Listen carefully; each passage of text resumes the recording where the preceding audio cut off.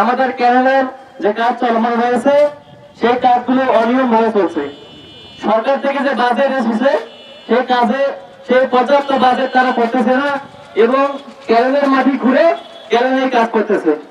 আমার গ্রামের পাশে যে ক্যানেল রয়েছে সেই ক্যানেলে যে রুলস অনুযায়ী ক্যানেল সংস্কারের কাজ চলছে, রুলস অনুযায়ী ক্যানেলে অন্যত্র মাটি এনে ক্যানেল সংস্কার করার কথা, কিন্তু এখানে দেখা যাচ্ছে ক্যানেলের একোয়ার থেকে মাটি তুলে তারা ক্যানেল সংস্কার করছে। কিন্তু বিষয়টি আপনারা দেখেন যে ক্যানেলের একোয়ার থেকে মাটি তুলে যদি ক্যানেল সংস্কারের কাজ চলমান রাখে তারা, তাহলে এক সময় দেখা যাবে পানির যে তোপ, সেই পানির তোপে মাটিটা পানিতে চলে যাবে, তখন ক্যানেলটা কী হয়ে যাবে, ধীরে ধীরে বিলীন হয়ে যাবে। তখন যখন বর্ষার মৌসুম আসবে তখন এই পানি আমাদের পাশে যে গ্রাম রয়েছে গ্রামের মধ্যে ঢুকে যাবে, আর গ্রামে যখন ঢুকে যাবে গ্রামের যে জনজীবন রয়েছে সেই জনজীবন বিপর্যস্ত হয়ে যাবে। আমাদের প্রাণের দাবি একটাই, যেন আমাদের এই গ্রামের যে জনজীবন সেটা যেন বিপর্যস্ত না হয় এবং ক্যানেল বিনির্মাণের জন্য যে বাজেট রয়েছে, যে রুলস রয়েছে সেই রুলস ফলো করে অন্যত্র থেকে মাটি এনে যেন ক্যানেল সংস্কার করা হয়, এটাই আমাদের দাবি।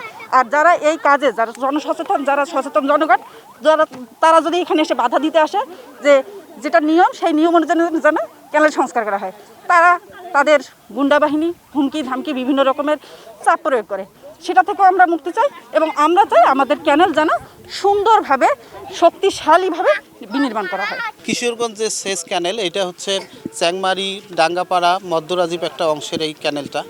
এই ক্যানেল সংস্কারের কাজ চলছে।